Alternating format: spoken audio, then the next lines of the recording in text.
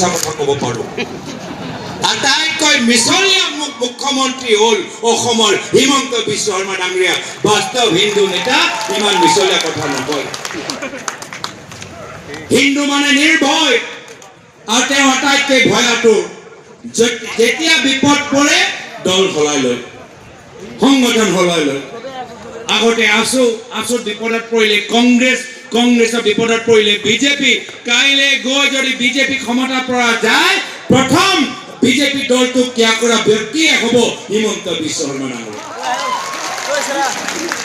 মই এই মঞ্চৰ পৰা চেলেঞ্জ দিছো, যদি বিজেপি দলৰ চিন্তাধাৰাৰ প্ৰতি ইমানেই দায়বদ্ধতা আছে, আজি বিজেপি দলৰ চিৰকালৰ বাবে এখন হ'ব, যুঁজ এখন হ'ব।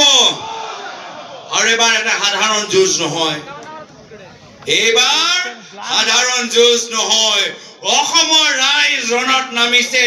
এইবাৰ অসমৰ ৰাইজ যুঁজিব, আৰু অসমৰ ৰাইজৰ লগত কংগ্ৰেছ দল থাকিব। ৰাইজে কংগ্ৰেছ কংগ্ৰেছ কংগ্ৰেছ কংগ্ৰেছ কংগ্ৰেছ কংগ্ৰেছ। Thank you. এবাৰ পৰা এইটো একেলা উস্তাদি কৰি আছে, বুজিছে নে?